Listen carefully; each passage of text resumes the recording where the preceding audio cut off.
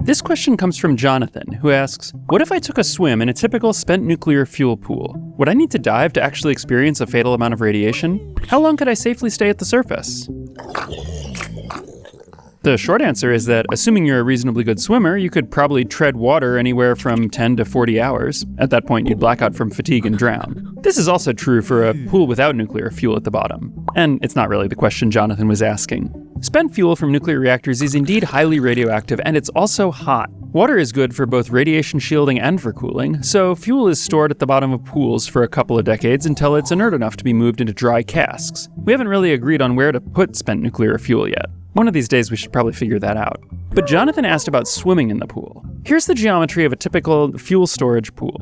The heat from the fuel wouldn't be a big problem. The water temperature in a fuel pool can in theory go as high as 50 degrees C, but in practice they're typically between 25 and 35 degrees. Warmer than most pools, but cooler than a hot tub.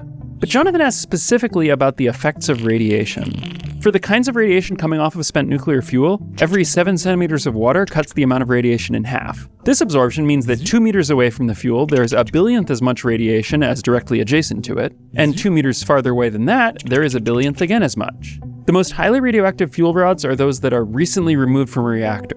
Based on the activity levels provided by Ontario Hydro in a report, these are the regions of danger and safety for fresh fuel rods. Swimming to the bottom, touching your elbows to a fresh fuel canister, and then immediately swimming back up could be enough to kill you. Yet outside the safe dose boundary, you could swim around as long as you wanted. The dose from the rods would be less than the normal background dose of radiation you get from cosmic rays and stuff walking around. In fact, as long as you were underwater, you'd be shielded from most of that normal background dose as well. So you might receive a lower dose of radiation treading water in a spent fuel pool than walking around on the street.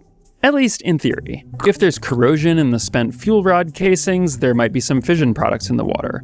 Spent fuel facilities generally do a pretty good job of keeping the water clean, but it's radioactive enough that it wouldn't be legal to sell it as bottled water. Which is too bad, because that'd be an amazing energy drink.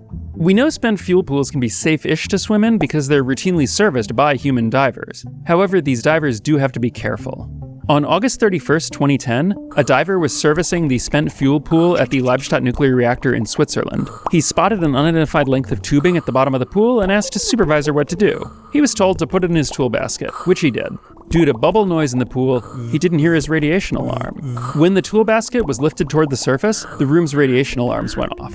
The basket was dropped back down and the diver left the pool. The diver's dosimeter badges showed that he received a higher than normal whole body dose of radiation, and the dose in his right hand was extremely high. The object turned out to be a piece of protective tubing from a radiation monitor in the reactor core, made highly radioactive by neutron flux. The tubing in question had been disassembled in 2006, but a piece accidentally broke off and sank to a remote corner of the pool floor, where it sat unnoticed for 4 years. The tubing was so radioactive that if the diver had tucked it into a tool belt or shoulder bag close to his body, he could have been killed.